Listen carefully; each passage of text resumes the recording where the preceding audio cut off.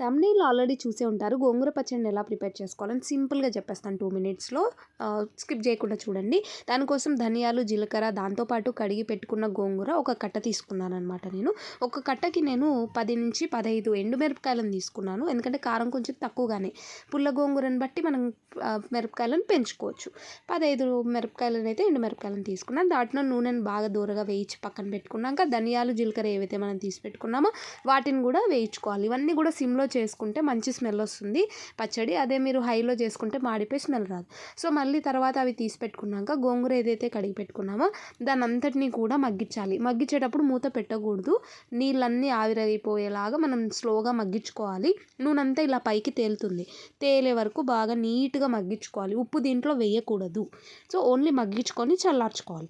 తర్వాత మనం మిక్సీలోకి ఎండుమిరపకాయలు, ధనియాలు అవన్నీ దాంతోపాటు గల్లుప్పు కానీ మీరు ఏ ఉప్పు వాడితే ఆ ఉప్పుని తగినంత దాంట్లో వేసి మిక్సీ పట్టాలి. మిక్సీ పట్టి ఇట్లా బరకగా తర్వాత మనం ఏదైతే చల్లార్చి పెట్టుకున్న గోంగూర ఉందో దాన్ని కూడా మగ్గించుకున్న గోంగూరనంతటిని దీంట్లో వేసుకొని స్లోగా మనం మిక్సీ పట్టుకోవాలి. దంచుకుంటే ఇంకా చాలా టేస్టీగా ఉంటుంది. మాకు ఆ ఫెసిలిటీ లేదు కాబట్టి నేను దీంట్లో వేస్తున్నాను.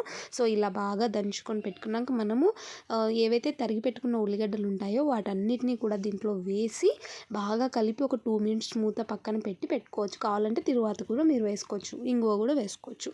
తర్వాత అన్నంలో కొంచెం టేస్ట్ చేసి ఎలా ఉందో నేను చెప్తాను.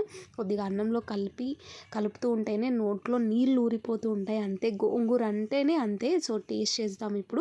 ఎంత టేస్టీగా స్మెల్ అయితే చాలా బాగొస్తుంది అరోమా. ఎందుకంటే మనం జీలకర్ర అవన్నీ వేసాం కదా. అసలు సూపర్. ఇంకా ఇది ఒక్కటే చాలు అన్నంకి. ఇంక ఏం అవసరం లేదు. అన్నం గోంగూర పచ్చడి ఒక్కటి ఉంటే చాలు. పెరుగు వేసుకొని తినేసేయచ్చు అంతే. పెరుగన్నంలోకి కానీ దేంట్లోకైనా చాలా సూపర్గా ఉంటుంది. నిజంగా అమృతంలాగా ఉందండి. ఒకసారి ట్రై చేసి కామెంట్ చేయండి. Thank you so much.